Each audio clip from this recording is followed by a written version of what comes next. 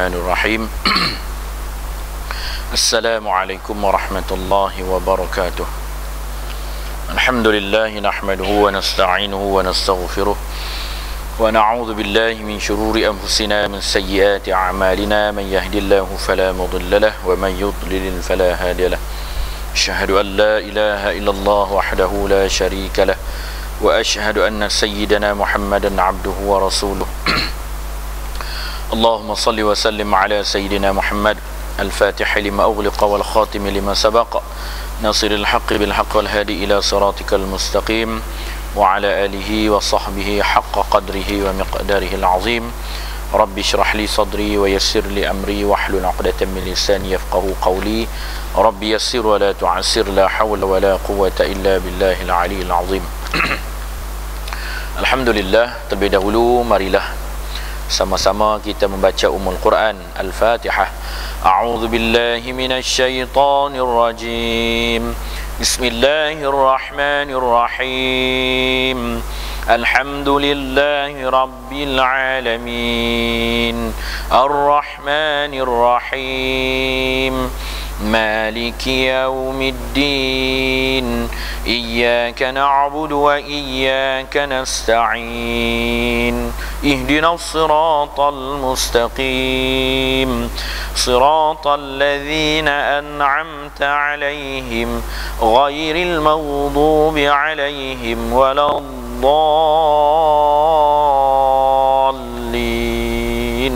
Amin.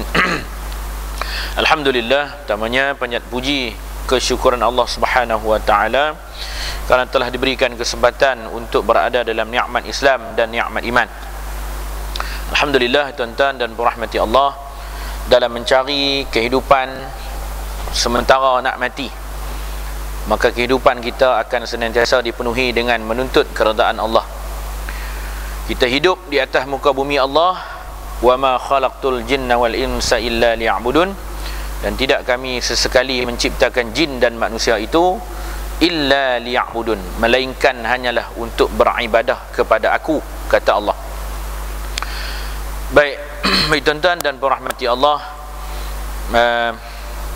ana baru dapat tahu sahaja.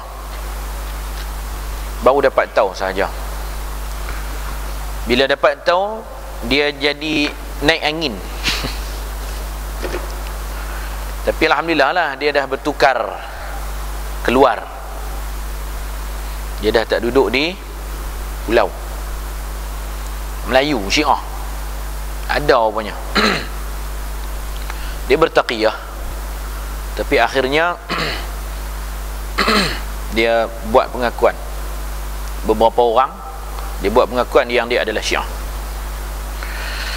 Untuk rahmati Allah, insya-Allah besok saya akan follow siapa orangnya, dan kita nak tengok ke mana pula dia dipostingkan.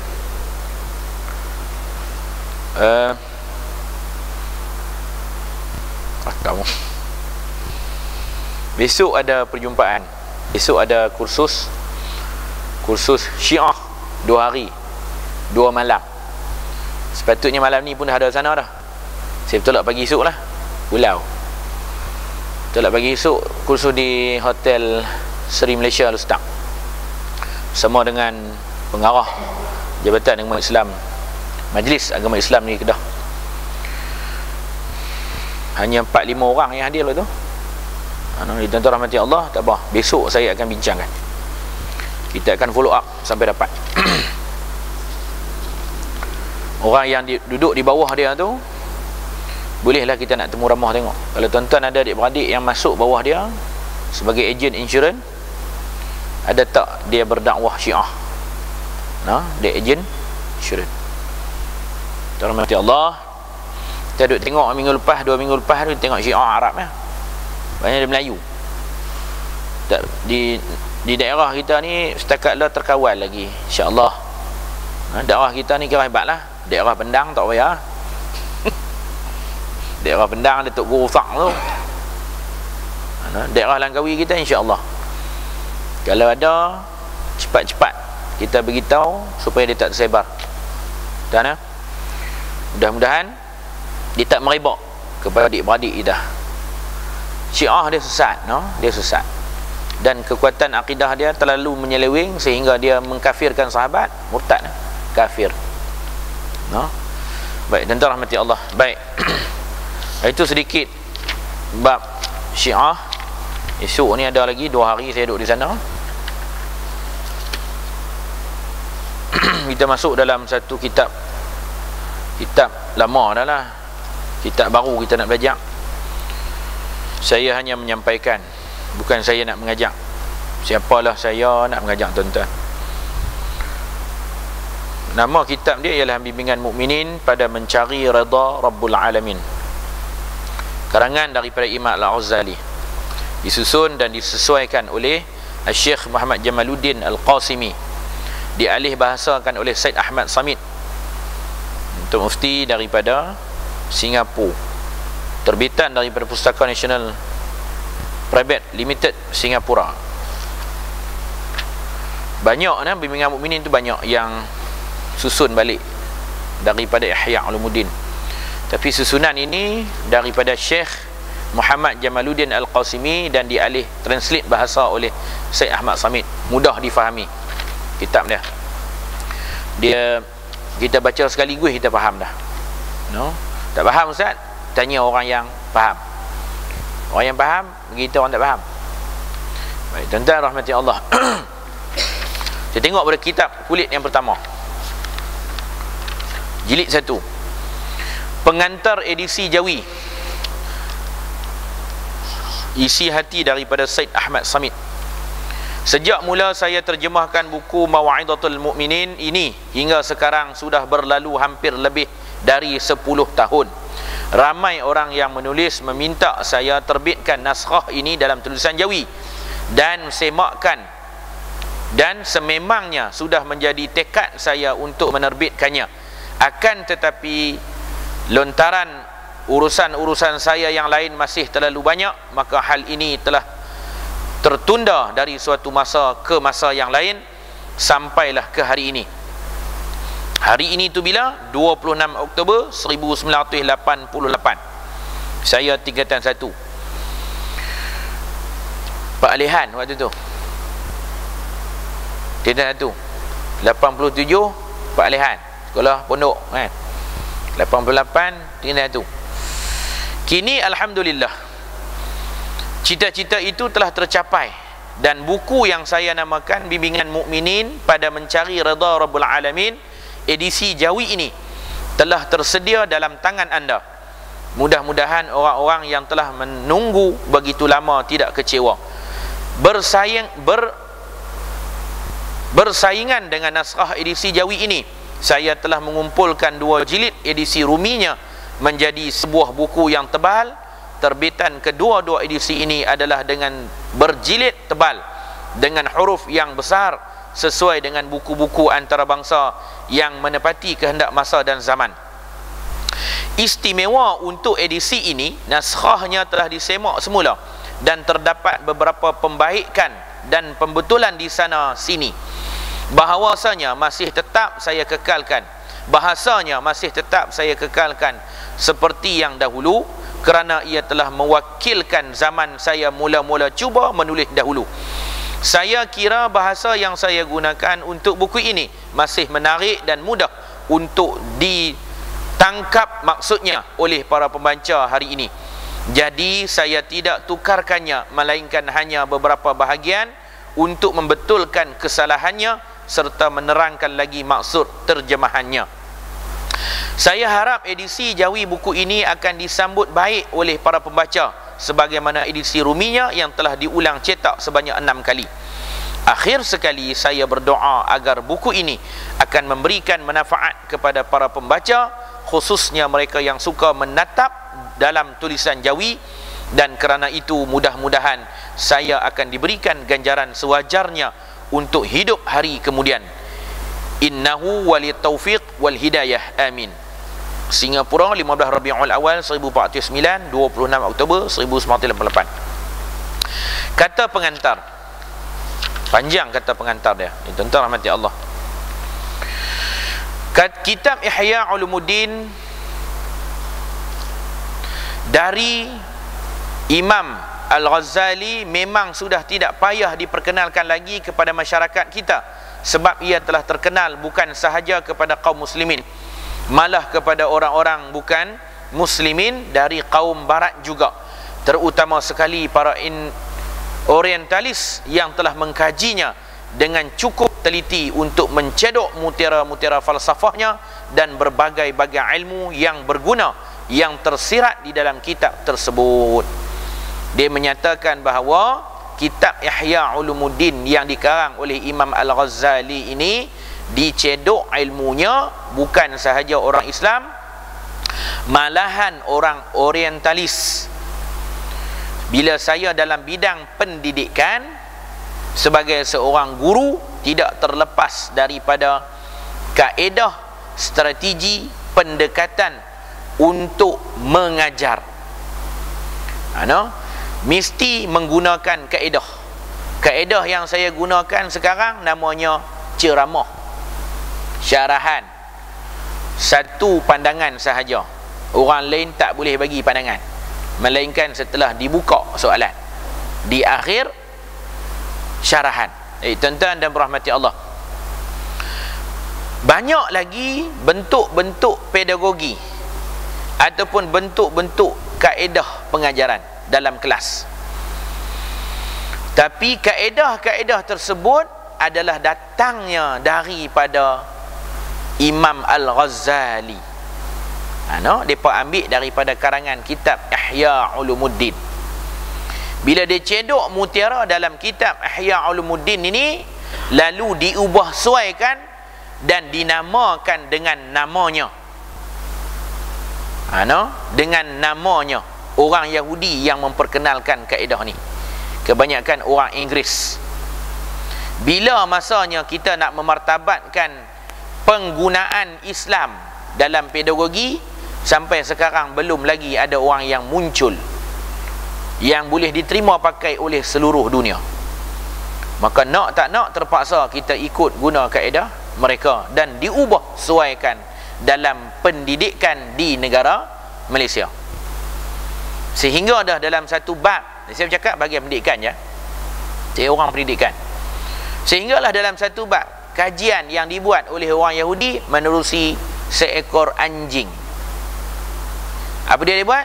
Apabila anjing ini dengar sahaja bunyi loceng, maka dia akan mengeluarkan air liur. Dia samakan dengan manusia. Macam itulah juga kalau kita diberikan ganjaran kepada anak-anak, sudah pasti anak-anak didik kita akan mendengar cakap. Jadi pemberian ganjaran itu ditranslatekan, diubah suaikan dengan seekor anjing punya bodoh. Sampailah saya tak boleh terima, pensyarah saya sendiri pun tak boleh terima, tapi dia kata nak buat guna amin, pakai bila jawab Reza.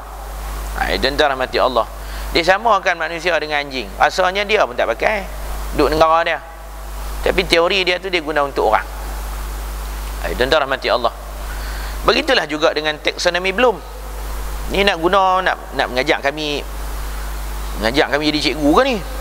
Dok ni nak habaq cerita bahawasanya yang berlaku dalam pendidikan adalah datangnya daripada sumber Islam itu sendiri. Sebab Islam itu adalah syumul. Pasal apa? Wa ma arsalnaka illa rahmatan lil alamin. Allah Ta'ala utuskan Nabi Muhammad sebagai pembawa rahmat ke atas sekalian alam, memenuhi tuntutan keseluruhan ilmu yang ada. Dulu kita susah nak terima konsep tu, kita asing-asingkan, kita bahagi-bahagikan. Pasal dia kata hang nak pergi mana ni? Nak pergi akhirat. Nak pergi mana akhirat tu? Nak pergi masjid. Dia ingat akhirat tu hanya ada di masjid. Orang yang main masjid ni tak ada hal lain melainkan sudah pencin. Dia ingat macam tu dulu. Tak, sekarang kita faham Islam itu syumul, keseluruhan hidup kita daripada sejak kita bangun sehinggalah kita tidur, itu adalah ibadah, mencakupi keseluruhan, sama ada daripada segi ekonomi Islam, daripada segi politik Islam, daripada segi sosio budaya Islam, sebab dia punya contohnya, role modelnya adalah Nabi Muhammad sallallahu alaihi wasallam. Beliau dilantik menjadi ketua Madinah, ketua pemerintah di Madinah. Siapa yang lantik? Golongan-golongan yang berada di Madinah, termasuk orang Yahudi, mengiktiraf pembentukan negara Madinah. Siapa jadi ketua? Nabi Muhammad sallallahu alaihi wasallam. Dia memerintah. Kemudian di sana juga adanya jabatan-jabatan, jabatan pendidikan, menteri pelajaran. Lah tak boleh ada pelajaran, lah menteri pendidikan balik, cikgu, menteri pendidikan pula. Lepas tu adanya menteri pertanian dan adanya menteri perindustrian, menteri perdagangan, semua ada. Contoh dia, pertanian, kurma yang terbaik, kurma Nabi. Siapa yang buat? Sahabat Nabi melalui percantuman benih di antara buah kurma. Lahirlah buah kurma yang terbaik, yang hanya ada di sana. Tuan-tuan rahmati Allah. Begitulah juga dengan satu sistem ketenteraan ataupun polis ketenteraman. Ketika mana sepupu Rasulullah sallallahu alaihi wasallam dibunuh dan diseksa oleh bangsa Yahudi, apa dibuat? Kisahnya, datanglah mereka itu kepada Nabi Muhammad sallallahu alaihi wasallam dalam keadaan yang sakit. Nabi Muhammad sallallahu alaihi wasallam bagi tahu, hang pi hujung kampung ni, hang pi beritahu dekat dia, pi minta dekat dia ada ubat. Sepupu dia duduk di hujung kampung, dia ternak unta, dia campur susu unta dengan air kencingnya sedikit. Itu untuk perubatan. Akhirnya diminum, tiga orang mereka sembuh daripada penyakit yang kritikal. Bila dia tengok kawan ni banyak harta benda, binatang ternakan, mereka tangkap dan mereka bunuh, kerat tangan, kerat lidah, siksa kawan tu. Akhirnya mereka ambil harta dia, tuang. Rasulullah SAW waktu tu masih lagi, dan marah Nabi Muhammad SAW tu bersangatan, sehingga kan dia lantik menteri pertahanannya tu, sahabatnya, untuk selesaikan masalah. Tak sampai 24 jam pi cari balik, jumpa mereka, Rasulullah SAW balas balik seperti mana yang mereka buat. Akhirnya dihukum bunuh. Rasulullah pun marah juga. Tuan-tuan rahmati Allah, itu zaman Nabi Muhammad sallallahu alaihi wasallam. Artinya Islam itu syumul, Islam itu sempurna, keseluruhan tu ada. Sehingga akan orang barat, orang orientalis mencedok mutiara-mutiara yang terbit daripada Imam Al-Ghazali. Hebat Imam Al-Ghazali. Hujjatul Muslim, Hujjatul Mu'min. Dengar bunyi Hujjatul Mu'min ni, tak ada orang lain, Imam Al-Ghazali. Itu gelaran. Hebat. Tuan-tuan rahmati Allah. Setiap karangan perkataan yang dia tulis, kita kena rungkaikan, kita kena tafsirkan, cukup bermakna daripada segi falsafahnya. Orang yang selalu cakap falsafah ni, tuan-tuan rahmati Allah, yang saya tahulah, yang saya duduk dekat lah, ustaz kita Amai, bulan lepas tak boleh nak mai, dia bercakap bahasa yang berfalsafah, bahasa yang tinggi, sukar nak faham. Tuan-tuan mudah faham tak apa, saya lah payah faham. Dia berfalsafah. Lagi banyak tempat kita ikut, lagi banyak falsafahnya. Saya jumpa dia, ustaz, pengajian falsafah ni lagu mana ustaz? Dia kata, Min, saya belajar falsafah ni Min, dalam masa 4 tahun semuanya A. Min, memang saya minat dari minat falsafah, 4 tahun minat falsafah. Siap falsafah, dia buat perundangan kehakiman, bab-bab undang-undang dalam tangan, bab persempadanan antara Kedah dengan Thailand, yang duk pi letak batu terat tu, yang duk pi ukok antara Malaysia dengan Thailand tu, orang salah seorangnya ialah Ustaz Ramli. Cuma dia macam tu lah, tuan-tuan rahmati Allah. Ilmunya luas. Baik. Itu belum lagi Imam Ghazali, tuan-tuan rahmati Allah, hebat. Saya mula tertarik kepada kitab Ihya Ulumuddin ini bila saya merujuk dan mencari bahan-bahan yang bermanfaat untuk mengisikannya ke dalam buku saya, Kuliah Subuh. Lama kelamaan minat saya tertarik terus untuk membaca keseluruhan kitab ini dari satu bab ke satu bab yang lain. Ini cara dia nak segi mula-mula dia nak menulis kitab bimbingan mukminin. Buku-bukunya mengandungi 4 jilid yang tentu sekali terlalu panjang kalau hendak diterjemahkan keseluruhannya. Walau bagaimanapun tekad saya telah bulat untuk menterjemahkan 4 jilid tersebut.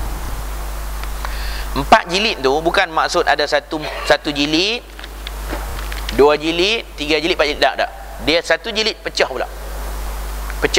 Dia ada bilik-bilik dia pula. Satu jilid, bilik-bilik dia pula. Jilid. Tuan-tuan rahmati Allah, macam mana kita nak karang risalah pun masalah no? Kita nak karang 2 line kertas pun, nak jawab SPM pun jenuh juga.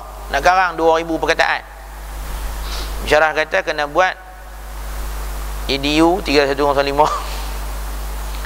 bab papan cerita storyboard.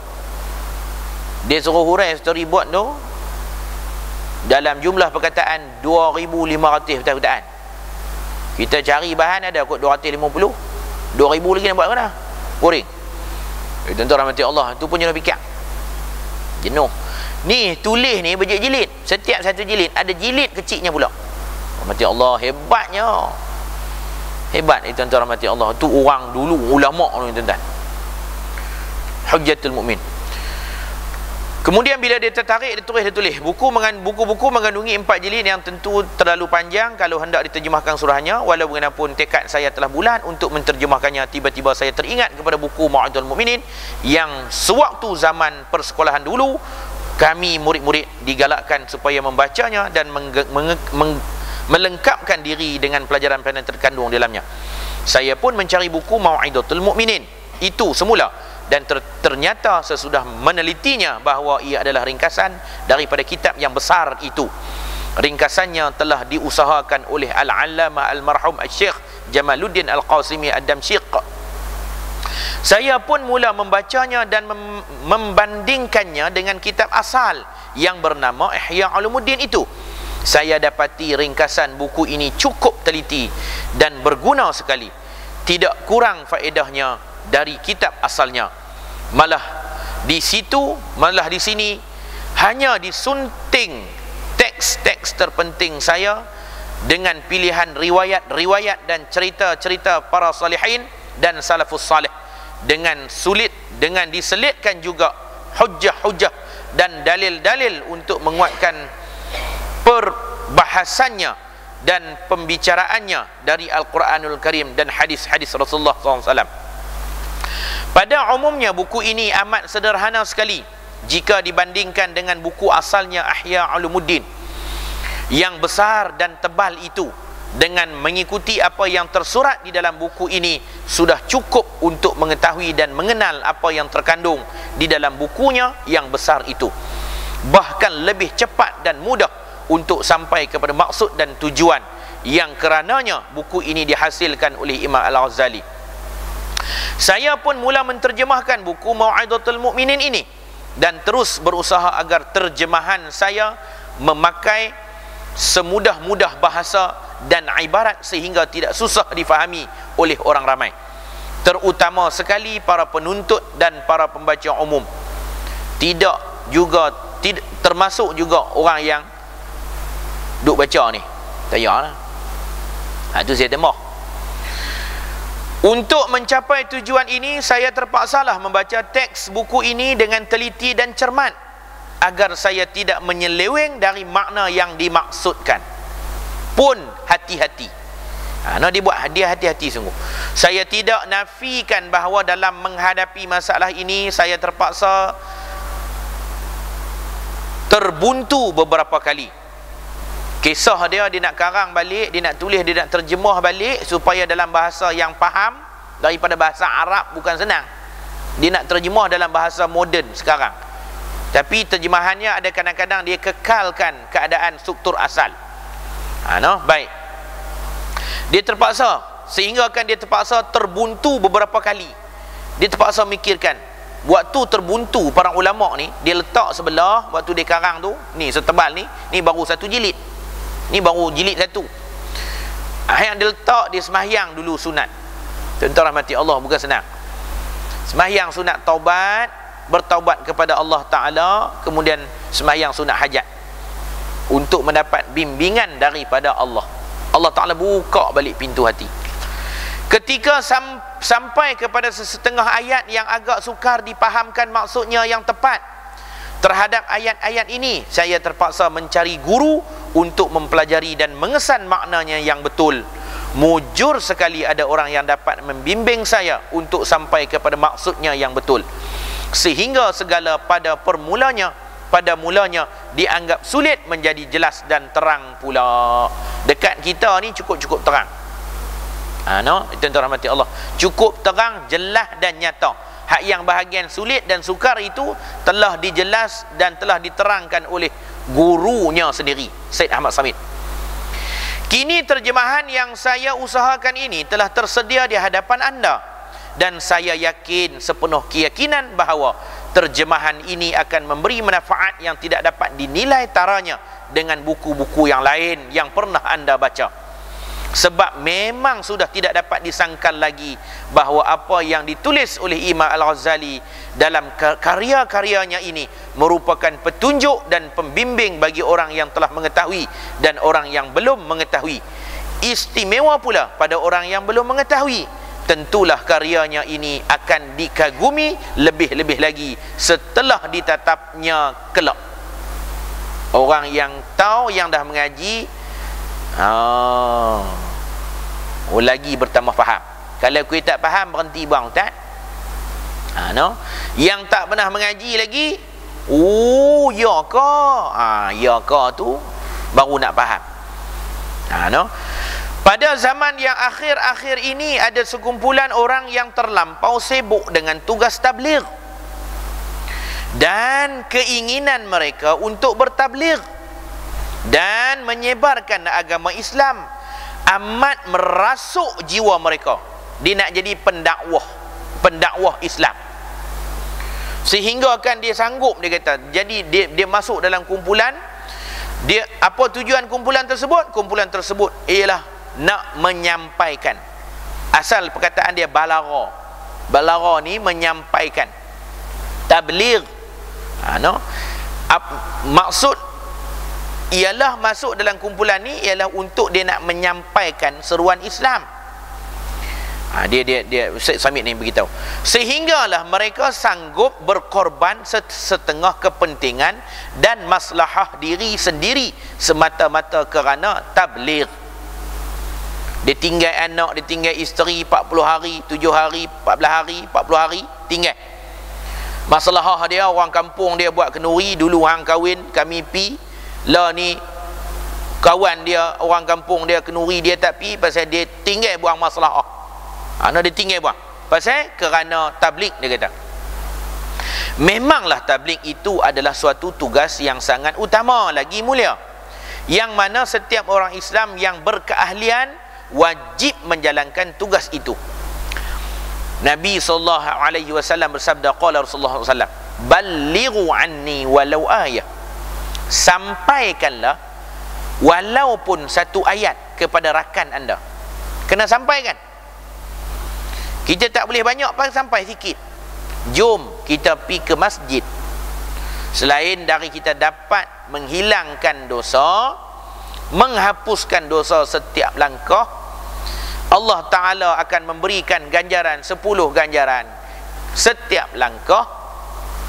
Dan di akhir daripada nak pertemuan di antara maghrib dengan isyak, adanya kuliah, adanya majlis agama. Tuan-tuan rahmati Allah.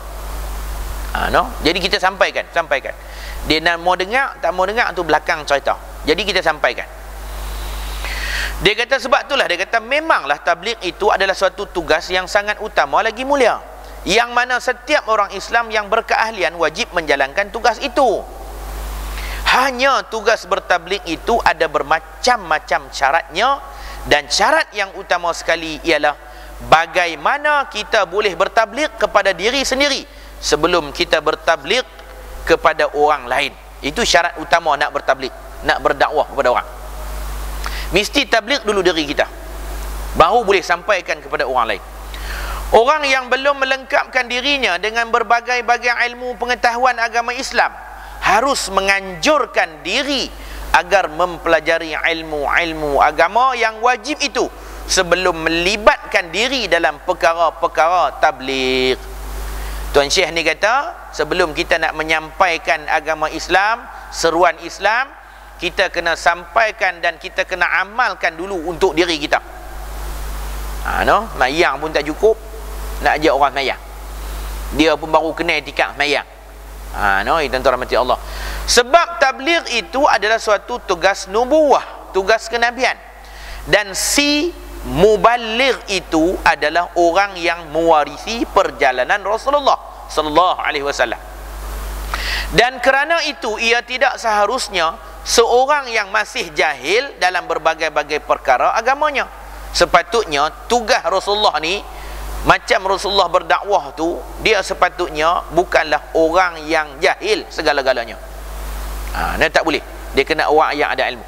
Orang yang seumpama ini haruslah terlebih dulu bertabligh kepada diri sendiri, iaitu dengan mempelajari mata-mata pelajaran agama Islam dari guru-guru yang muktabar dan benar-benar mengetahui selok-belok agama Islam, terutama sekali dalam perkara-perkara fardu ain. Setelah dirasakan dirinya telah lengkap, barulah ia cuba pula melengkapi orang lain. Kalau tidak, tentulah bahayanya lebih besar daripada faedahnya. Bangun dia. Tuan-tuan dan rahmati Allah. Hendaklah kita laksanakan sunnah Rasulullah sallallahu alaihi wasallam, iaitu dengan memakai selipar dalam tandas. Kalau kita tak pakai selipar dalam tandas, artinya kita tidak menunaikan sunnah Rasulullah SAW. Samalah seperti kita berkaki ayam. Tu dia dalam sebuah masjid dia bangun lepas sembahyang Jumaat. Masjid tu tak sediakan selipar dalam tandas. Dia pun berdakwah sebab ada hadis Nabi SAW. Sunnahnya ialah berkakus, berkasut, berselipar ke dalam tandas. Jadi di masjid tu tak sediakan tandas, dia suruh buka. Tak mau bagi kotak, dia suruh buka. Jadi dia bercakap, dia buat perumpamaan. Kalau orang yang masuk ke dalam tandas tidak berkasut dan tidak berselipar, sepertilah dia berkaki ayam.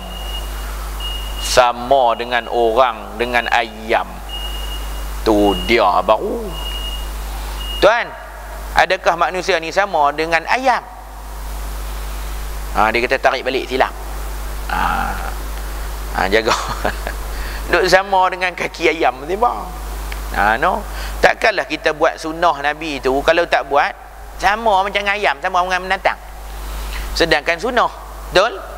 Sunnah, kita mengerjakan sunnah dapat rahmat, dapat pahala. Kalau tak buat, dapat dosa ke?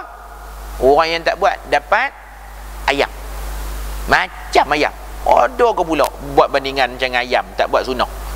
Tuan-tuan rahmati Allah, kalau tak buat sunnah macam ayam. Tak boleh. Jangan silap. Nak jaga. Berdakwah juga, tapi kena ada ilmu. Takut tersilap, dia jadi lebih mereben. Mereben dia melenjong mata ceruk. Dia nak buat perumpamaan sunnah tu macam ayam tak berkaki, ayam tak berkasut, kaki ayam. Sebagaimana saya katakan tadi, bahawa si mubaligh itu adalah menjunjung tugas mulia yang mewarisi tugas para nabi dan rasul. Sedangkan para nabi dan rasul pula adalah orang-orang yang dilengkapi Allah dengan berbagai-bagai ilmu pengetahuan agama. Tidak mungkin seseorang yang jahil menjadi nabi atau rasul. Bagaimana itu boleh berlaku pada dirinya?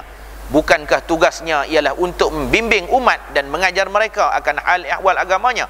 Demikian pula dengan seorang mubaligh. Tidak patut ia seorang yang tiada berilmu atau orang yang masih cetek ilmu pengetahuan tentang agama ataupun jadi pak turut belaka. Ia harus belajar terlebih dahulu. Saya percaya buku yang anda tetapi ini boleh memberikan sebanyak sedikit pengetahuan yang diperlukan oleh seorang mubaligh atau tugasan atau petugas yang menjalankan urusan tabligh.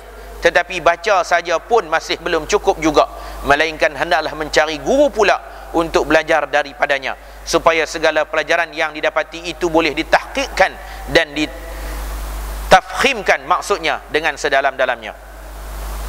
Demikian dipraktikkan sesudah itu, sebab sebagaimana Nabi dan Rasul itu menjadi contoh tauladan kepada umat, demikian jugalah seorang mubaligh itu harus menjadi kacamata dan cermin kepada seumum masyarakat.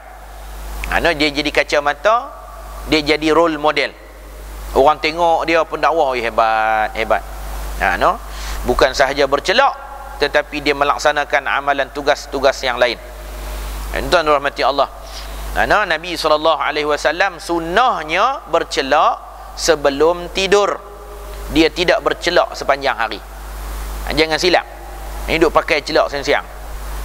Nabi SAW dia bercelak sebelum tidur, sebab sunnahnya ialah celak tersebut akan membaiki mata kita. Ni duk pakai celak siang-siang. Jaga tu, jaga, tengok, baca hadis bagi habis.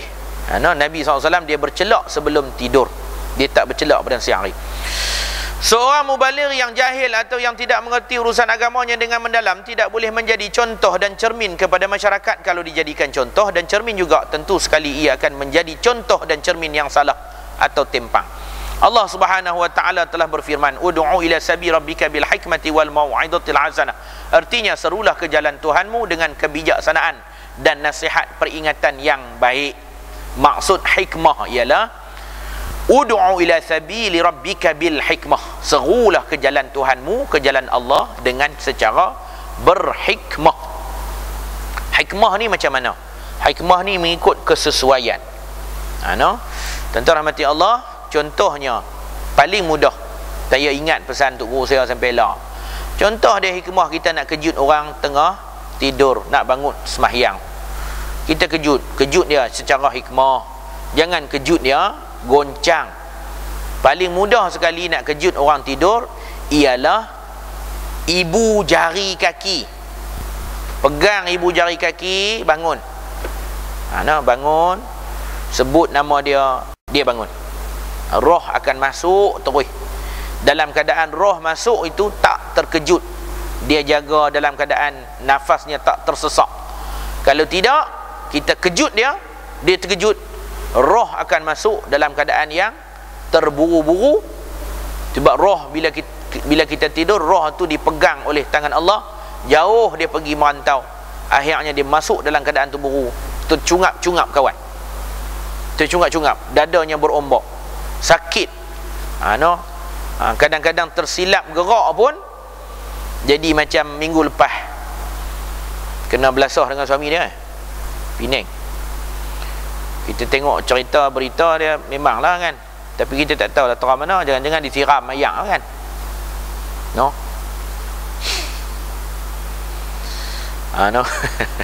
Kena jaga, kena bil hikmah. Hikmah satu lagi juga, gerak juga orang, tapi hikmah dia berbeza mengikut keadaan. Keadaan dia lagu mana? Contoh, dia terbakar. Bang, mangkit bang, kebakaran tu, rumah dah terbakar dah bang, boleh agak-agak boleh begitu, pegang ibu jari kaki, sebut nama. Bil hikmah. Atau yang degil lagi, tak nak mangkit sembahyang subuh, hampak sejadah dua di sebelah katil suami yang tidur mampus. Kemudian sebelum nak sembahyang, buka dulu surah Yasin bersama dengan anak, baca Yasin, mulakan dengan a'udzubillahi minasyaitonirrajim, bismillahirrahmanirrahim, Yasin. InsyaAllah belum lagi ayat yang kedua sudah pun bangun. Aku tak mati lagi duk baca Yasin buat apa? Mangkit. Itu pun bil hikmah. Tuan-tuan rahmati Allah, pun kena ada ilmu. Kalau tak ada ilmu, jadi macam tu, dia kena nendang. Sahabat pula hari ni kalau ikut sahabat cerita sahabat, seronok sungguh dia buat cerita. Kita tak tahu apa feedback, apa suami dia nak bela apa kan, suami dia nak kata apa. Hari ni suami Anak kena belasah dengan ayah. Pasal ayah dia duduk tengah download game. Anak dia pergi tutup. Ayah duduk tengah download game. Anak dia pergi tutup, marah ke anak tu, dia hentak kepala anak dia, tonyoh ke lantai. Mak dia sekali-sekali dengan mak dia yang nak tolong anak dia tu pun kena belasah. Itu cerita surat khabar. No? Sejauh mana kebenaran, wallahu alam. Tuan-tuan rahmati Allah, macam mana api ni. Jadi yang itu yang dikatakan bil hikmah. Bil hikmah, ingat tu dah, bil hikmah, ikut keadaan masa yang sesuai. Agak-agak lah dunia lah ni dunia lah ni yang duk masuk Syiah, bil hikmah kan nak dakwah ni bah, panggil gosok belakang. Bila masuk Syiah tu ke, sabar nah, jangan masuk. Payah dah lah zaman lah. Tuan-tuan rahmati Allah, sampai ke tahap tu kita kena ambil tindakan undang-undang. Itu hikmah dah. Dah habaq dah kata benda ni sesat, tak boleh, nak masuk juga. Tak ada cara lain. Bil hikmah dia lagu tu. Kena tangkap, kalau tidak dia akan membawa kesesatan kepada orang. Tuan-tuan rahmati Allah, 6 tahun rupanya baru kita sedang. Bila dia tukang keluar, macam mana isteri dia tu? Baik tuan-tuan rahmati Allah, kita ni pun baru sedang. Saya bercakap ni pun awal tahun itu kan, belum ni tak cakap pun, tak tahu pun. Lah ni gembar-gembur habis satu Malaysia, payuh rendah, baru serius. Lama dah benda ni kan. Baik tuan-tuan rahmati Allah, tu hikmah. Al-hikmah atau biasa juga digunakan dalam bahasa Melayu dengan perkataan hikmah, atau terjemahannya kebijaksanaan. Tentu sekali maknanya ilmu pengetahuan. Kata-kata hikmah ialah kata-kata yang padat dan penuh makna yang mendalam dan ilmu yang berfaedah. Orang yang mengeluarkan kata-kata yang berhikmah ialah orang yang sudah matang ilmunya dengan mendalam pengetahuan, sehingga ia mengucapkan kata-kata yang bernilai, yang boleh menyedarkan orang lain, atau yang bodoh, apatah lagi jahil, mustahil boleh mengeluarkan kata-kata yang berhikmah. Saya jumpa tuan-tuan rahmati Allah, dia panggil pergi kedai dia makan, dia belanja free. Lepas tu saya nak tegur ustaz. Teguran saya ini bukan setakat ustaz, Datuk Harun Seri pun saya tegur. Tu kata hebat. Hebat. Tak apalah, baguslah, terimalah. Kita tak apalah, Datuk Harun pun ditegur. Datuk Harun saya tegur di sini. Hebat. Kemudian diiringi pula dengan al-mau'izatul hasanah, yakni peringatan atau nasihat yang baik. Orang yang bodoh atau jahil tidak boleh memberikan peringatan atau nasihat yang baik, sebab ia lebih perlu kepada nasihat dan peringatan itu daripada ia boleh memberikan peringatan atau nasihat yang baik kepada orang lain. Ini tidak perlu kepada hujah atau dalil. Semua orang sudah tahu. Bak kata orang, perbaikilah diri sendiri dulu sebelum anda cuba memperbaiki orang lain. Jadi sebagai penawarnya, saya tujukan buku ini kepada orang-orang. Sumpah itu saya yakin buku ini ada banyak manfaatnya kepada diri para mubaligh dan tugas tabligh yang mereka jalankan, supaya sesuai dengan kandungannya yang merupakan asas akidah tauhid, syariat dan hukum-hukum Islam, tasawuf dan akhlak mulia, dan budi pekerti luhur yang menjadi syarat-syarat utama bagi manusia yang ingin mencari keredaan Allah Ta'ala. Maka saya namakan buku ini dengan nama Bimbingan Mukminin pada Mencari Redha Rabbul Alamin, dengan harapan agar buku ini dapat membimbing anda pembaca ke jalan yang diredai Allah Ta'ala, sehingga anda tergolong manusia yang dicintai olehnya serta dikurniakan nikmat yang tertinggi, iaitu masuk ke dalam syurga Jannatun Na'im. Buku ini saya terbitkan dalam 2 bahagian. Bahagian pertama mengandungi bab-bab seperti berikut. Yang pertama, kitab ilmu pengetahuan. Yang kedua, kitab akidah ahli sunnah wal jamaah. Yang ketiga, kitab rahsia bersuci. Yang keempat, kitab rahsia sembahyang. Yang kelima, kitab rahsia zakat. Yang keenam, kitab rahsia puasa, rahsia haji, adab membaca Quran, zikir dan doa, adab makan, adab pernikahan, adab berusaha dan mencari sara hidup, adab halal dan haram, adab pergaulan, persaudaraan dan persahabatan, uzlah dan pergaulan, tata tertib pelayaran, amal ma'ruf dan nahi mungkar, adab kenabian dan akhlak Muhammadiyah.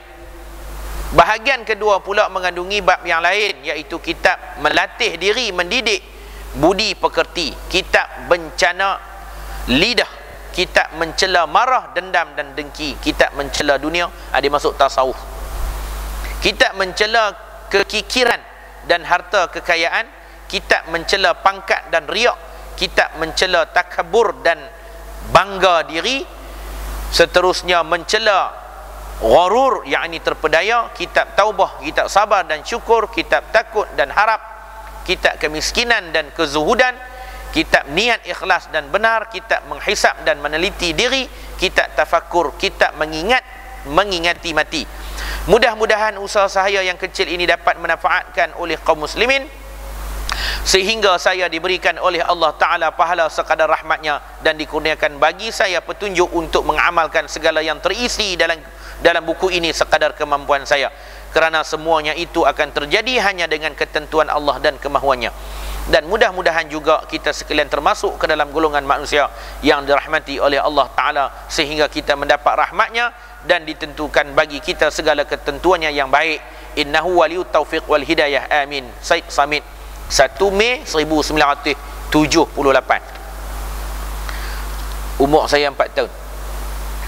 Prakata penyusunan ada lagi, bila nak masuk? Prakata penyusunan Syekh Muhammad Jamaluddin Al-Qasimi. Dia kena baca dari kulit ke kulit, tuan-tuan rahmati Allah. Dia baca laju, Ustaz Ramli baca lagi lambat. Setiap katanya tu dia terjemah. Saya nak terjemah tak tahu. Prakata penyusun. Bismillahirrahmanirrahim. Dengan nama Allah yang Maha Mengasih lagi Maha Penyayang. Kami memuji Engkau, wahai Zat yang Maha Agung dan Maha Mulia, kerana Engkau telah menyempurnakan bagi kami agama kami. Tuan-tuan nampak tak perbezaan di antara Tok Guru dia dengan Syekh Samit? Syekh Samit, dia pun prakata dia ada, tapi Tok Guru dia sendiri Syekh Muhammad Jamaluddin Al-Qasimi, yang menerbitkan bimbingan mukminin, iaitu Mau'izatul Mu'minin, dalam diringkaskan daripada kitab Ihya Ulumuddin, dipadatkan, yang diterbitkan kemudian ditranslate bahasakan oleh Syed Ahmad Samit, iaitu daripada qadi mufti daripada Singapura. Itu rahmati Allah. Kita tengok Tok Guru besar dia. Kami memuji Engkau, wahai Zat yang Maha Agung dan Maha Mulia, kerana Engkau telah menyempurnakan bagi kami agama kami. Kami memohon selawat dan salam sejahtera atas roh junjungan Nabi yang membawa sinar petunjuk dan rahmat, yang diutus membawa kitab suci Al-Quran yang penuh dengan hikmah dan kebijaksanaan, penutup sekalian para Nabi, pemimpin sekalian para pembawa kebenaran, penganjur kami sedia Sayyidina Muhammad sallallahu alaihi wasallam, dan juga atas sekalian keluarganya, para sahabatnya, para tabi'in. Amma ba'du. Tuan-tuan rahmati Allah, di negara akhirat besok, yang hanya boleh memberikan syafaat, iaitu yang boleh menebus kesalahan dosa di akhirat besok, ialah Nabi Muhammad sallallahu alaihi wasallam.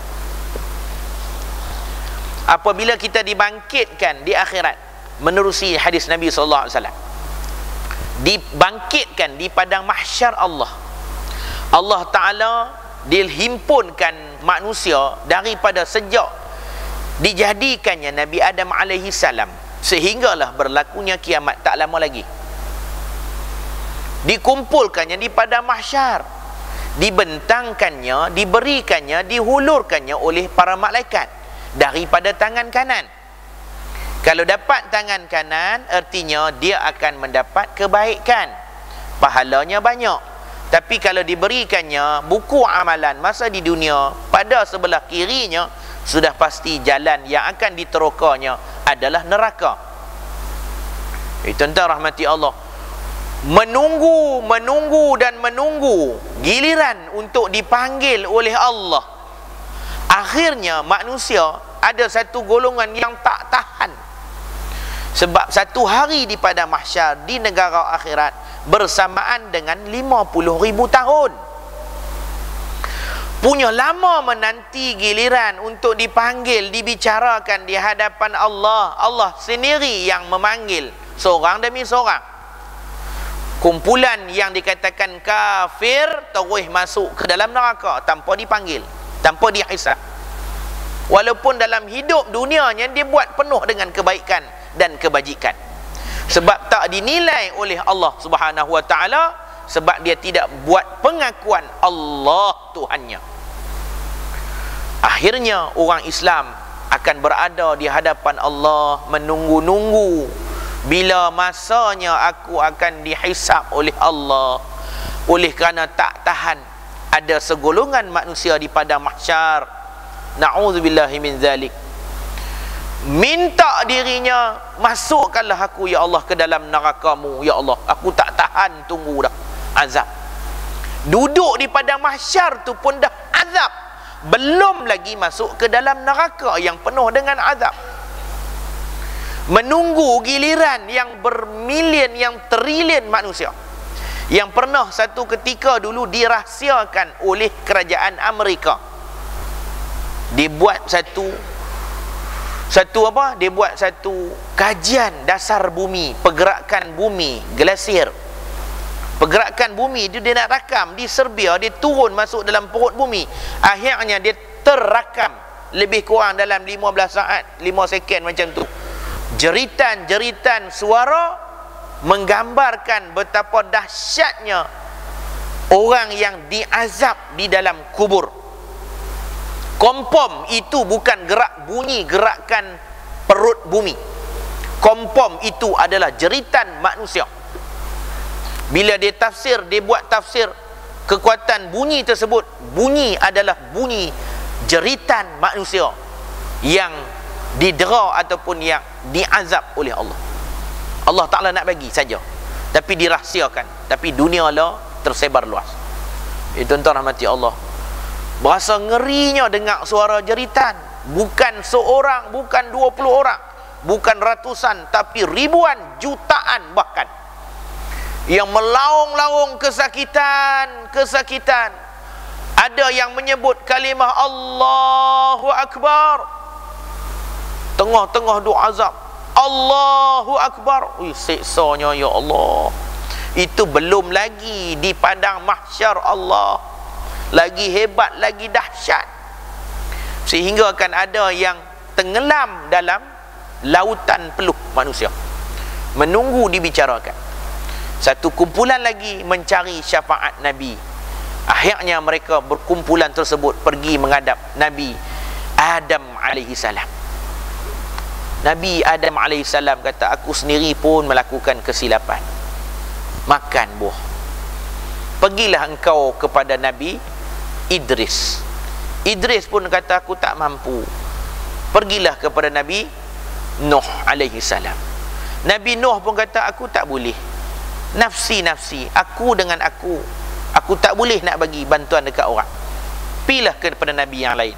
Akhirnya kepada Nabi Musa, Nabi Isa, dan akhir sekali bertemu dengan Nabi Muhammad sallallahu alaihi wasallam. Nabi Muhammad sallallahu alaihi wasallam dalam keadaan yang sujud cukup lama. Allah Subhanahu wa taala memanggil, ya wahai Muhammad, apa lagi permintaan yang engkau nak wahai Muhammad? Sujud yang cukup lama, apa lagi yang kau minta?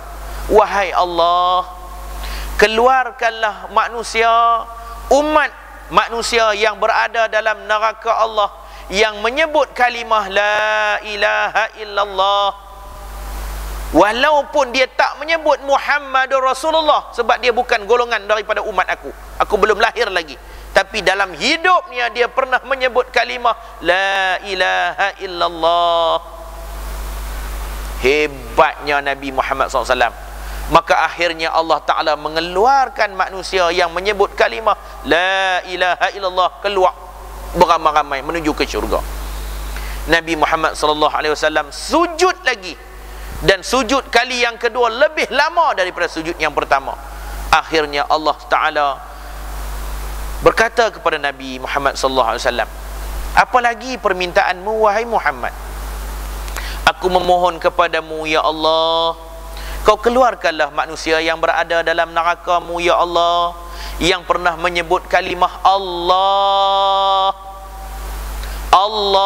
dalam hidupnya. Allah Ta'ala mengeluarkan.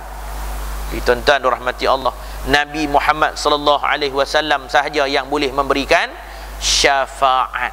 Sebab itulah Syekh Muhammad Jamaluddin sendiri menyebut kepada kita bahawa dia kata, kami memohon selawat dan salam sejahtera atas roh junjungan Nabi Muhammad SAW yang membawa sinar petunjuk dan rahmat, yang diutus membawa kitab suci Al-Quran yang penuh dengan hikmah dan kebijaksanaan, penutup sekalian para nabi, pemimpin sekalian para pembawa kebenaran, penganjur kami Sayyidina Muhammad sallallahu alaihi wasallam, dan juga atas sekalian keluarga, sahabat dan para tabi'in sekalian.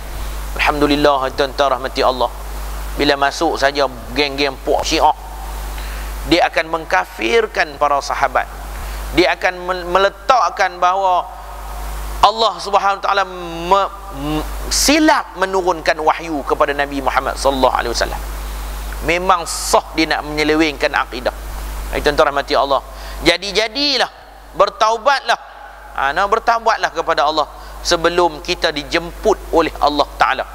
Sampai sahaja maqam, sampai sahaja ke halqum, nyawa kita direntap oleh Allah, maka pada waktu tersebut pintu taubat sudah pun tertutup. Ini masanya. Astaghfirullahalazim alladzi la ilaha illa huwal hayyul qayyum wa atubu ilaih. Lidah yang masih lagi boleh mengucap astaghfirullahalazim, kaki yang masih lagi mampu berdiri untuk mengerjakan sembahyang sunat taubat kepada Allah. Inilah masanya yang sesuai. Jangan menunggu usia di hujung tanduk, jangan menunggu hari meniti hari pada senja waktu. Tuan-tuan rahmati Allah, sebab itulah kita bersyukur banyak-banyak, tuan-tuan rahmati Allah. Amma ba'du, adapun membimbing masyarakat awam dan melapangkan diri untuk mengajar mereka dengan pelajaran-pelajaran umum, termasuk perkara yang terpenting atas setengah umat, yakni para alim ulama, kerana mereka itu merupakan pemegang amanah yang ditunjuk oleh syarak sebagai cahaya dan pelita ilmu pengetahuan dan pemelihara pagar-pagarnya. Nak mencari keredaan Allah, kena tanya dulu para ulama. Sebab para ulama lah yang adanya kebijaksanaan tersebut, adanya ilmu pengetahuan yang akan membimbing kita ni ke arah mana? Ke arah menuntut keredaan Allah. Orang lain tak boleh, tak mampu. Tuan-tuan rahmati Allah,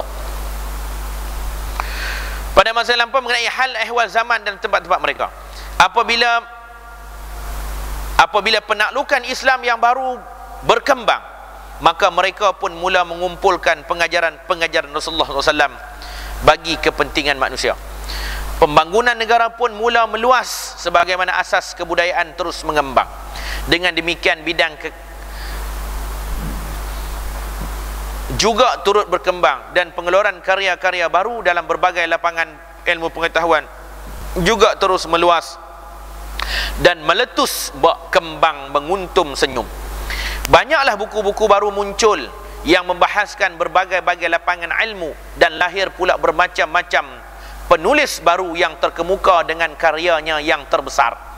Ketika itu orang ramai yang ingin mencari ilmu penggantungan sepenuh harapnya kepada buku-buku itu sebagai rujukan mereka dalam berbagai-bagai ilmu pengetahuan, kerana ternyata pada tiap-tiap lapangan ilmu pengetahuan telah tersedia buku-buku yang tertentu yang dapat menghuraikan kekusutannya, sehingga para penuntut menjadi terharu dan serba salah untuk memilih dan satu buku yang lebih baik.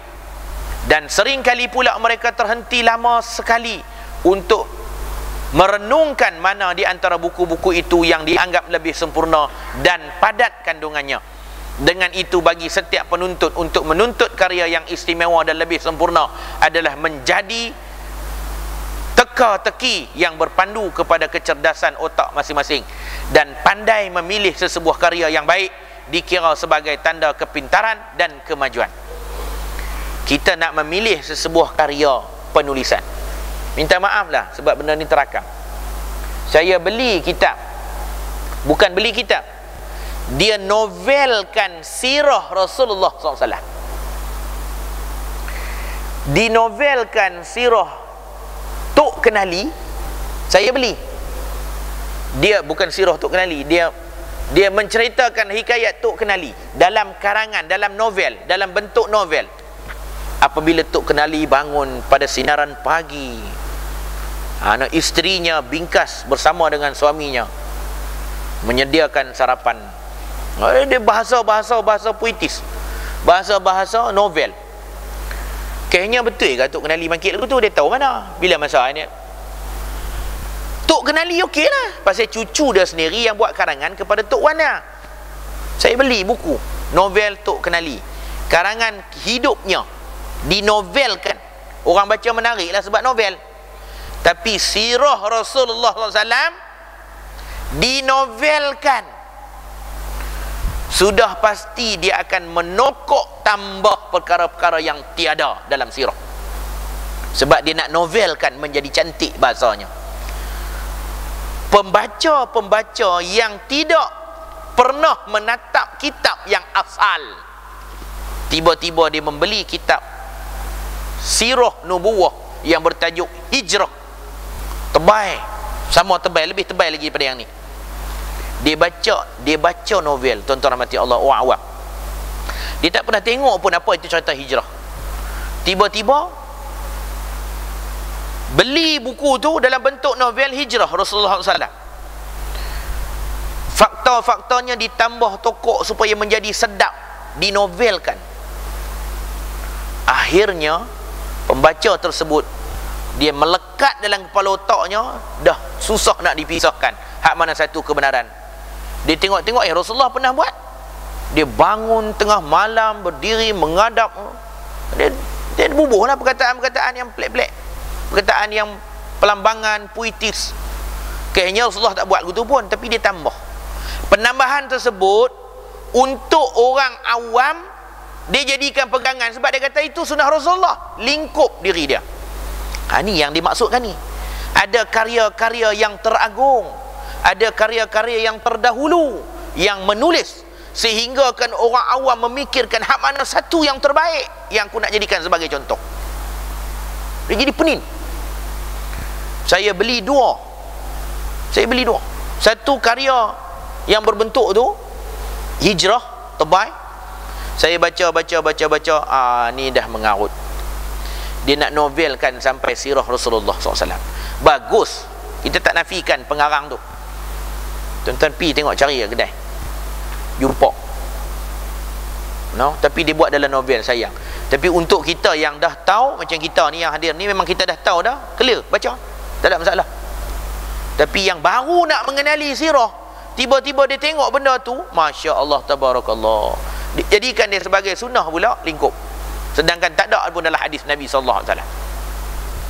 Itu masalah karya. Nak berkarya pun jaga-jaga, jangan sampai sirah Rasulullah pun nak berkarya. Boleh faham? Tanya dalam kamera tu, boleh faham? Sungguh ni tuan-tuan rahmati Allah, banyaklah karangan dia. Tuan-tuan nak pergi tempat yang paling mudah nak dapat, tuan-tuan pergi Ulu Melaka, kedai dulunya yang RM1.9 lah ni tukar dah jadi kedai buku. Tapi tengok penulisan dia tebal-tebal. Ada Mas'ud, dia buat hikayat Mas'ud, Khalid bin Walid, semua dinovelkan. Memang syok baca sebab dia buat novel. Tak apalah sahabat-sahabat Nabi, tapi Nabi sendiri ni, tuan-tuan rahmati Allah, saya kata anak saya tingkatan 3, jangan baca dah buku ni. Nak baca Tok Kenali, okey, jalan. Tapi jangan dah baca Hijrah ni, bahaya. Sebab dia orang baru, baru nak kenal hijrah tu apa dia. Memang dia pun belajar dah, sikit tak dalam. Tuan-tuan rahmati Allah, itu bahaya. Memang bahaya. Memang bahaya. Kita takut tokok tambah dia tu.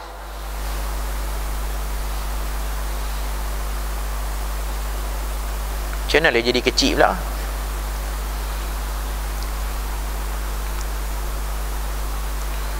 Bila nak habis ni? Panjang ni. Habis bang? Minggu depan tak ada kan? Tetapi apakah dia perkara pelengkap itu? Yang nak cari itu hak mana satu pelengkap itu? Saya masih belum lihat di antara begitu banyak buku-buku yang sudah dihasilkan sebuah buku pun yang sesuai untuk memperingatkan orang-orang awam menurut syarat-syaratnya yang lengkap dan sempurna, yakni agar mereka boleh faham benar-benar maknanya dan dapat mengambil pelajaran daripada maksud-maksud dan tujuannya. Buku itu kelak akan menjadi cukup untuk menutup segala hajat dan keperluan mereka, memberi dorongan kepada semua perkara yang boleh menyempurnakan diri masing-masing, terpisah dari segala macam masalah yang rumit dan berbelit-belit, mudah untuk dimengerti oleh para penuntut sehingga mudah pula digunakan untuk mengingatkan orang lain dan senang menjadi petunjuk bagi orang yang terang hatinya. Saya masih lagi mengharapkan agar saya dikurniakan hembusan taufik dari Allah Ta'ala untuk menenangkan hatiku, iaitu setelah saya hadapi berbagai-bagai kesukaran waktu masih dalam tahun persekolahan, memilih setiap buku yang berharga di sepanjang tahun-tahun itu. Akhirnya saya temui sebuah buku yang amat berguna sekali, iaitu suntingan daripada beberapa tempat dari kitab Ihya Ulumuddin yang berhubungan dengan bahagian bimbingan mukminin, karya Al-Imam Al-Alamah Al-Hujjah Islam Abu Hamid Muhammad bin Muhammad Al-Ghazali At-Tusi. Itu nama Al-Ghazali asal. Abu Hamid Muhammad bin Muhammad. Nah, itu tuan rahmati Allah, 3 kali Muhammad akan jadi ulama. Abu Hamid Muhammad bin Muhammad Al-Ghazali At-Tusi. Moga-moga Allah mencucuri rahmat dan keredaannya ke atas rohnya. Kemudian bila saya bertemu dengan imam bijaksana Ustaz Syekh Muhammad Abduh, dan saya bertukar-tukar fikiran dengannya dan meminta pendapatnya mengenai kitab yang paling sesuai untuk tujuan mengingatkan orang-orang awam, maka beliau telah berkata dengan penuh duka cita bahawa kitab yang khusus mengenai hal ini masih belum lagi diterbitkan. Hanya yang ada sekarang ialah kitab Ihya Ulumuddin. Kalau boleh diringkaskan, yang mana saya percaya pendapat itu memang kebetulan sekali. Jadi hebat tuan-tuan rahmati Allah, Syekh Muhammad Jamaluddin Al-Qasimi berjumpa dengan Syekh Muhammad Abduh. Syekh Muhammad Abduh ni ulama besar. Dia duduk bincang, ada tak satu kitab yang ringkas orang awam nak baca mudah faham? Bab hukum fiqh, bab tasawuf, bab zakat, bab fitrah, bab haji. Dia pun baca saja, faham, mudah faham. Tapi mudah faham pun mesti ada guru, barulah ada bimbingan. Itu tuan rahmati Allah.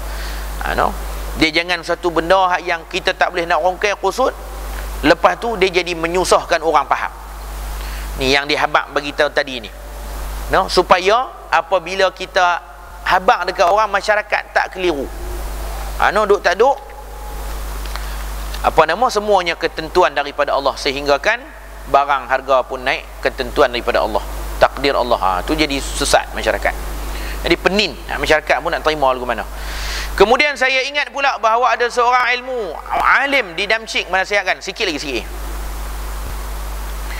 Alim di Damsyik menasihatkan serombongan guru-guru agama yang meminta nasihatnya agar mula mengajar kitab Ihya Ulumuddin. Maka para guru itu pun mulalah mengajar murid-muridnya huruf demi huruf menurut cara yang diikuti di zaman dahulu. Kemudian para guru itu mengadukan tentang kesukaran yang ditemui oleh orang awam untuk memahami isi kitab itu, dan ternyata sekali kitab itu hanya dapat dimanfaatkan oleh segolongan orang yang tertentu saja. Ulama saja yang boleh faham, segolongan tertentu saja. Orang awam baca lagi kita tak faham, penin. Kitab kunin pun penin, maka adalah apa? Sayugia begitulah. Sudah. Mana mai sayugia pula dah. Ingatkan bersugi ya. Tuan-tuan rahmati Allah. Jadi dia nak bagi mudah, orang awam bila baca mudah faham. Ni penerbitan bimbingan mukminin ni yang ambil ringkasan daripada Ihya Ulumuddin. Maka dijawab oleh orang alim itu agar diajarkan saja bahagian-bahagian yang terpilih daripada kitab Ihya Ulumuddin itu. Ada setengah ulama kata ambil salah satu, nak belajar bab apa, bab sembahyang, cedok ambil bab sembahyang tu, ngajak tu ya tu sudah. Nak belajar bab apa, bab zakat, cedok ambil tu sudah. No, ada yang ulama kata begitu. Oleh itu dia buat kesimpulan, Syekh Muhammad Jamaluddin Al-Qasimi ni. Oleh itu saya sendiri juga telah meneliti kitab itu dan saya dapati memang tepat sekali pendapatnya itu. Sebab itu pada tahun 1323 Hijrah saya mula usaha saya untuk meringkaskan semua kitab Ihya Ulumuddin itu dalam 2 juzuk yang sederhana menurut susunannya yang telah ada. Saya ikut urutan judulnya tanpa mengubah asalnya. Saya berharap segala tujuan yang kerananya saya lakukan itu akan tercapai dan segala yang dicari akan ditemui. Hanya kepada Allah sahajalah tempat kita bermohon pertolongan dan padanya tempat meletakkan tawakal. Syekh Muhammad Jamaluddin Qasimi Damsyik. Tuan-tuan rahmati Allah, tu para ulama mula nak mengarang kitab Bimbingan Mukminin ataupun Mau'izatul Mukminin. Baru masuk dalam karangan kitab yang pertamanya ialah kitab Ilmu Pengetahuan, iaitu dalam subtopik keutamaan ilmu pengetahuan. Kenapa perlu kita kena ada ilmu? Tahap mana hebatnya orang yang adanya ilmu? Tinggi mana martabat orang yang ada ilmu dengan tidak ada ilmu yang dinilai di sisi Allah? Hebat tara mana? Sehingga akan orang yang berilmu dengan tidak ada ilmu ni beza di antara langit dengan bumi. Setakat mana? InsyaAllah tuan-tuan rahmati Allah, kita berjumpa. Selesailah saja kata-kata petikan daripada hujah-hujah daripada Tuan Syekh, daripada penerbit, daripada pengantar. Mudah-mudahan kita akan masuk dan gunakan kitab ini sebaik yang mungkin, seboleh mana yang ana habaq. No? Lebih-lebih tak boleh. Tuan-tuan rahmati Allah, insya-Allah kita akan bertemu lagi. Ada soalan? Tutup mana? Baik. Bismillahirrahmanirrahim. Allahumma salli wa sallim ala sayyidina Muhammad wa ala alihi wa sahbihi ajma'in. Radina billahi rabba wa bil islami dina wa bi Muhammadin nabiyya. Allahumma faqahu fid din wa 'allimhu ta'wil. Allahumma nawwir qulubana bi nuri hidayatika kama nawwartal ard bi nuri syamsika abadan abada bi rahmatika ya arhamar rahimin. Wa sallallahu ala sayyidina Muhammad wa ala alihi wa sahbihi wasallam. Alhamdulillahi rabbil alamin. Aqulu qawli hadha wa astaghfirullahal azim li wa lakum. Wassalamualaikum warahmatullahi wabarakatuh.